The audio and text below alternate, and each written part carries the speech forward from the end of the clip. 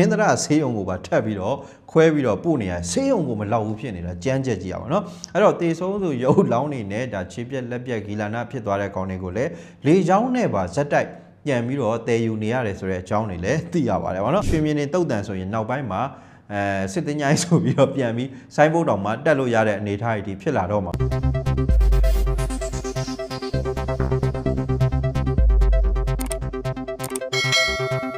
ရွေးချယ်အကြောင်းအရာတစ်ခုမဟုတ်အများကြီးရှိတယ်ပေါ့နော်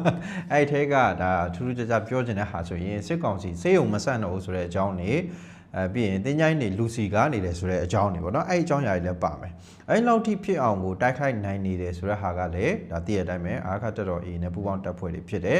ပြီးတော့ဒီစစ်ကောင်စီက iPad channel တွေမှာပေါ့နော်ရှေ့ပိုင်းမှာတော့ဒါတည့်ရတိုင်းပဲတိုက်ပွဲကနည်းနည်းငြိမ်သက်သလိုရှိတယ်ဆိုပေမဲ့လည်းအခုနောက်ပိုင်းတဖြည်းဖြည်းနဲ့ပြန်ပြီးတော့နေရာစုံမှာတိုက်ပွဲတွေပြန်ပြင်းထန်လာတာရှိပါတယ်အာခတ်တော်အဲ့လိုမျိုးပုံစံမျိုးနဲ့ပေါ့နော်ဒါထိုးစစ်တွေတ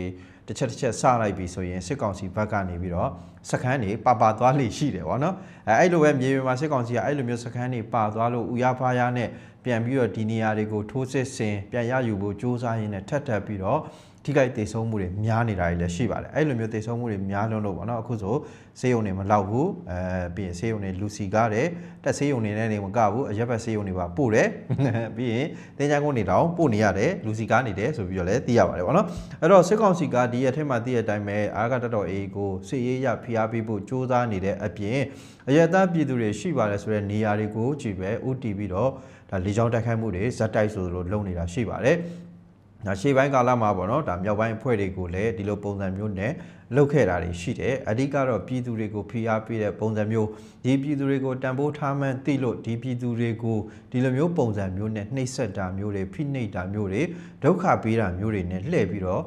ရန်တိုက်တဲ့ပုံစံမျိုးတွေလုပ်တယ်ပေါ့ဗျာအဲ့တော့ဒီပြည်သူတွေအနေနဲ့ကြည့်မယ်ဆိုရင်အခိုင်ပြည်သူတွေကဒီထက်ပိုပြီးတော့ဆိုးဝါးစရာလည်းအကြောင်းမရှိတော့ဘူးဗျဘာကြောင့်လဲဆိုတော့ရှေ့ပိုင်းတစ်လျှောက်မှာလည်းအဲ့လိုမျိုးပုံစံမျိုးတွေရှိခဲ့တယ်ဗောနော်ကျွန်တော်ဆိုရင်ဒါရခိုင်ကဒါပြည်သူတွေတဲကအချို့နဲ့ဗောနော်ဒီစေးနဲ့ပတ်သက်တဲ့ကိစ္စမျိုးတွေဒေါ်လာနဲ့ပတ်သက်တဲ့ကိစ္စမျိုးတွေခိုင်ပြည်နယ်အတွင်းကအခြေအနေတွေဒါနဲ့ပတ်သက်တဲ့ဟာတွေကိုဟိုးရှေ့ပိုင်းကာလကဟာတွေကအထိကျွန်တော်ပြန်ပြီးတော့ဒါစကားဆက်မိရင်းနဲ့ရင်းနှီးလို့ပြောမိရရှိတယ်ဗောဗျာအဲ့တော့ကျွန်တော်အများကြီးပဲသိခဲ့ရတာရှိတယ်အခိုင်ပြည်တွင်းမှာရှိပါဆိုပြည်သူတွေကဒီထက်ဆိုးစရာအကြောင်းကိုမရှိတော့ဘူးပေါ့နော်အဲ့တော့ဒါအာခတ်တော်အနေနဲ့ကလည်းဒီလိုမျိုးဒါဖိနှိပ်တဲ့ပုံစံမျိုးတွေကိုဒီတိုင်းတော်ကျေးရွာဒိုးတောင်ရက်ကွက်လင်းသာကျေးရွာစတဲ့နေရာတွေပေါ့နော်အခြားနေရာတွေလည်းပါတယ်ပေါ့ဗျာအဲ့လိုနေရာတွေကပြည်သူတွေကိုပြစ်မှတ်ထားပြီးတော့တိုက်ခိုက်တာတွေဇက်တိုက်လုပ်ခဲ့တယ်19ရက်နေ့တိုက်ခိုက်မှုကြောင့်မလို့ဒါပြည်သူတွေဒါ4ဦးထိခိုက်ဒဏ်ရာရတယ်23ရက်နေ့မှာဆိုရင်ထိခိုက်ဒဏ်ရာရသူ9ဦးထိရှိလာတဖြည်းဖြည်းမြင့်တက်လာတယ်ပေါ့ဗျာ24ရက်နေ့မှာဆိုရင်ဒါတေဆုံးတဲ့သူတွေပါရှိလာတယ်တေဆုံးသူ3ဦးရှိပြီးတော့20ကျော်ဒဏ်ရာရတယ်အများကြီးပဲပေါ့ဗျာ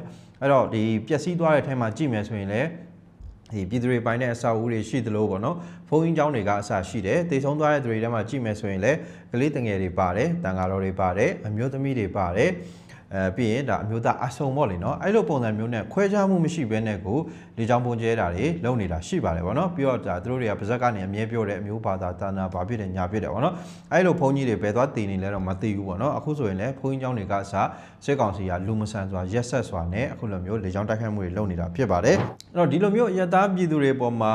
ဒီလေကြောင်းနဲ့ဗောနော်အနိုင်ကျင့်နေတယ်ဆိုပေမဲ့လည်းဗောနော်မြေပြင်မှာကတော့လက်နက်ချင်းရှင်တိုက်တဲ့နေရာတွေမှာတော့စစ်ကောင်စီကအာခတ်တော် A နဲ့ပူပေါင်းတပ်ဖွဲ့တွေကိုအခုအချိန်ထိအရှုံးပေးနေရဆဲဖြစ်ပါတယ်အချို့တက်တွေဆိုရင်စစ်ဦးကျိုးသွားပြီးတော့ဗောနော်ဒါတက်တွေကိုပြန်ပြီးတော့ဆွဲထုတ်နေရတဲ့အပိုင်းတွေရှိလာတယ်ပဲခူးတိုင်းနောက်ချမ်းဒါပတောင်းညောင်ကျိုးဒီစစ်မျက်နှာတွေမှာဆိုရင်စစ်ကောင်စီကဇက်တိုက်ကိုအထိနာနေခဲ့တာဖြစ်တယ်စကား30ဆိုရင်ဒါတက်မှမှုပါဂိသွားလို့ဗောနော်သူတို့တက်တွေဘာမှခိုင်းစေလို့မရတော့တဲ့အနေအထားကြောင့်မလို့နောက်တန်းကိုပြန်ဆွဲထုတ်ပြီးတော့နေမြေကန်တက်တွေနဲ့အဲ့နေရာကိုပြန်ပြီးတော့ထိန်းခိုင်းရတဲ့အနေအထားတွေဖြစ်လာနေတယ်ဇူလိုင်လ23ရက်နေ့မှာဆိုရင်ဘရောင်းအခြေစိုက်ခလာရ62ကပေါ့နော်စစ်ကား12စီးနဲ့ညောင်ကျိုးရိုးပေါ်ကိုအင်အားပြန်ပြီးတော့ဖြည့်တင်းတယ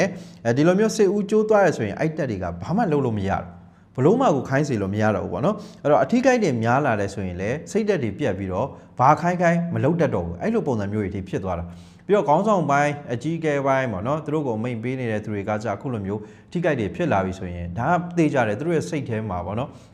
ဘလို့မှအဆင်မပြေတော့အဲ့အကြီးပိုင်းဆိုတဲ့ကောင်တွေကအနောက်မှာနေတာလေဗျာအဲ့တော့အဲ့လိုကောင်မျိုးတွေတောင်တည်ရဆိုသူတို့ရှေ့မှာတိုက်ခိုင်းခံနေရတဲ့ကောင်တွေကဘလို့မှစိတ်တွေကအဆင်မပြေတော့ဘူးပေါ့နော်ဒါကြောင့်မလို့စစ်ကောင်စီတပ်ကဒါရှေ့တန်းနေထွက်တယ်ဆိုရင်စစ်ဦးဘလူးဆိုတဲ့ပုံစံမျိုးနဲ့သူကအမြဲတမ်းကျင့်သုံးခိုင်းတာတွေရှိတယ်အဲ့လိုမျိုးပထမအချီအောင်မြင်တယ်ဆိုရင်သူကနောက်ပိုင်းနေလဲအောင်မြင်တယ်ဆိုပြီးတော့ယူဆတတ်ကြတယ်ရန်သူကအစကြောက်သွားတယ်ပေါ့နော်ဒီလိုမျိုးဒါကျန်းကျန်းတက်တက်နဲ့စစ်ဦးဘလူးလုံးလိုက်နိုင်တယ်ဆိုရင်ဒါရှိန်သွားတယ်တန့်သွားတယ်ဒီလိုမျိုးပုံစံမျိုးသူတို့တွေကတတ်မှတ်ကြတယ်အမှန်တော့ဒီယူဆဟာမဟုတ်ဘူးပေါ့နော်တကယ်တမ်းပြောရင်စိတ်တက်နဲ့ပဲသွားဆိုင်တာဖြစ်ပါတယ်စိတ်တက်တွေရိုက်ချိုးခံလိုက်ရရင်ဘလောက်ပဲစီဦးဘလူးလှုပ်ချင်မရတော့ဘူးပေါ့လေနော်အဲ့တော့စိတ်တက်ကြွတာနဲ့စိတ်တက်ကြဆင်းတာနဲ့ပဲဆိုင်တယ်လို့ပြောမှာဖြစ်ပါတယ်ဒါကျွန်တော်အယူဆပါနော်အဲ့တော့အထီးကိုက်တွေများတယ်အသေးပြောက်တွေများတယ်ဆိုရင်ပြီးရင်ဥဆောင်သူတွေထိကိုက်တယ်ဆိုရင်အဲ့ဒီတက်တွေကဘလောက်ပဲစိတ်တက်မြင့်တင်ရေးလှုပ်မရတော့ဘူးသွားပြီဒါကြောင့်မလို့အဲ့နေရာတွေမှာစက်မတိုက်ခိုင်းတော့ပဲနဲ့နောက်တန်းလိုနေရာမျိုးတွေကိုပြန်နားခိုင်းတာတွေရှိတယ်အခြားဒီပို့ပါတဲ့တာဝန်တွေပေါ့နော်ဒီစစ်စင်ရေးကျန်းတဲ့နေရာမဟုတ်ဘဲနဲ့အဆင်ပြေနိုင်မဲ့နေရာမျိုးတွေတတ်တာဥမာအဆင်မပြေနိုင်တဲ့အနေအထားတွေဖြစ်နေတယ်ရှေ့မှာဆိုရင်လည်းတို့အများတန်းအဲ့လိုလုပ်ခဲ့တာရှိတယ်ပေါ့နော်ဒီသွေးသွေးလောင်းတဲ့ကိစ္စတွေပေါ့ဗျာသွေးသွေးလောင်းတယ်ဆိုတာဒီထားပါတော့ဒီနေရာမှာတဲမှုတယောက်ကအခုလိုမျိုးဒါတေသွားတယ်ထိသွားတယ်ဆိုရင်တို့ကအဲ့လိုမျိုးပေါ့နော်စစ်ဝါဒီပေါ့နော်အရန်ကိုစိတ်သက်တွေတက်ကြွပြီးတော့ပေါ့နော်ယာရူးတွေမတ်မောပါတယ်ဆိုတဲ့ကောင်မျိုးတွေကိုပြန်ပြီးတော့နေရာပေးတယ်ပေါ့နော်အာဆော CC2NC ကနေပြီးတော့ဒါတဲမှုပေးထွက်လိုက်တဲ့ဟာမျိုးတွေပေါ့နော်အဲ့လိုမျိုးပုံစံမျိုးနဲ့ချမင်းလုံနိုင်ဘာညာအဲ့လိုပုံစံမျိုးနဲ့မြောက်ပေးတာရှိတယ်ယာရူးနဲ့မြားတာတွေရှိတယ်ပေါ့ဗျာအဲကြောင့်အိုင်ကောင်တွေကလုံးမယ်ကိုင်မယ်ဆိုတဲ့ပုံစံမျိုးနဲ့လာတယ်ဒါပေမဲ့လည်းအခါတော် A နဲ့တွေ့တဲ့ချိန်မှာဘလို့ပုံစံမျိုးနဲ့ပဲဖြစ်ဖြစ်သူတို့မှာအဆင်မပြေနိုင်ဘူးဖြစ်နေတာအဲ့လိုမျိုးစစ်ဝါဒီတွေပေါ့နော်အဲ့လိုမျိုးလုံးဝဗျာအရန်ကိုပေါ့နော်စိတ်တွေတက်ကြွနေပါတယ်ဆိုတဲ့ကောင်တွေလည်းဒီပေါင်းမနေဘူးပေါ့လေနော်အဲ့တော့အခုစစ်သွေးကြဆိုတဲ့ကောင်တွေလည်းယာရုတက်မှာကိုကြောက်နေရတဲ့အနေအထားဖြစ်လာတယ်ပေါ့နော်အခုလည်းဒါနေမြေကန်တက်တွေနဲ့ထိန်းခိုင်းတယ်ပေါ့နော်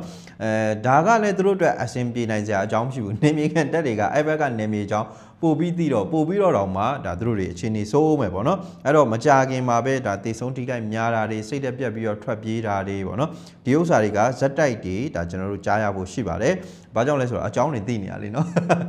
်ဒီလောက်သူတို့ရှိမှသိထားတယ်ပေါ့နော်အဲ့ဒါကြတော့သူတို့အနေနဲ့လည်းဘလို့မှအဆင်ပြေနိုင်စရာမရှိဘူးဒါကြောင့်မလို့ဒီတက်ကိုဟိုထိုးခိုင်းဟိုတက်ကိုဒီထိုးခိုင်းဆိုတဲ့ဟာမျိုးတွေသူတို့လုပ်ခဲ့တယ်အခုအဲ့လိုရွေးချယ်စရာမရှိတော့နေမြေကန်တက်နေတဲ့မှာပြန်ပြီးတော့ထိန်းခိုင်းတာတွေလုပ်နေတယ်ဒါပေမဲ့လည်းအဆင်ပြေနိုင်စရာအကြောင်းတော့လည်းမရှိဘူးပေါ့လေနော်ပြီးတော့အထီးကိုက်တွေကလည်းပေါ့နော်ဒါသူတို့ခိုင်ပြည်နယ်နဲ့အဆက်နေမြေတွေတော်တော်များများမှာဒါအထီးကိုက်များတဲ့ပုံစံမျိုးတွေအများကြီးကြုံတွေ့နေရတယ်အရာဝတီတိုင်းတွေကတိုက်ပွဲတွေဆိုရင်အထီးကိုက်များလို့စစ်ကောင်စီကဆေးရုံတောင်မဆန့်တော့လောက်အောင်ဖြစ်နေတယ်ပေါ့နော်အဲ့တော့စစ်ကောင်စီဘက်ကတိတ်မကြသေးခင်ကမှဒါ point 2ခွန်ကုန်းပေါ့နော်အဲ့ကုန်းရဲ့ကာငင်းကုန်းတွေကိုဒါဇက်တိုက်ဆိုသလိုသူတို့လက်လွတ်ခဲ့ရတာရှိတယ်အခါတော်အင်းနဲ့ပူအောင်တက်ဖွဲ့တွေတိမ့်ပိုက်ခဲ့တယ်ပေါ့နော်အဲ့တော့အိုက်ကုန်းတွေအိုက်ကာကင်းစကန်ကုန်းတွေကိုပြန်ပြီးတော့ရယူနိုင်ဖို့အတွက်သူတို့အသေးအတန်ပြန်ပြီးတော့စူးစမ်းနေတာရှိတယ်စစ်ကြောင်းတွေဇက်တိုက်ထိုးတယ်တိုက်ပွဲတွေကလည်းအပြင်းထန်ဖြစ်ပွားတယ်အဲ့ဒီတိုက်ပွဲတွေအတွင်းမှာစစ်ကောင်စီအရာရှိအပါဝင်ပေါ့နော်ဒါသူတို့ရဲ့စစ်ကောင်စီစစ်သားအများပြားသေဆုံးထိခိုက်ဒဏ်ရာရတာတွေများလုံးလို့ပေါ့နော်ဆေးရုံတွေတောင်မှအခြေအနေမလှဘူးနေရာမဆန့်ဘူးလို့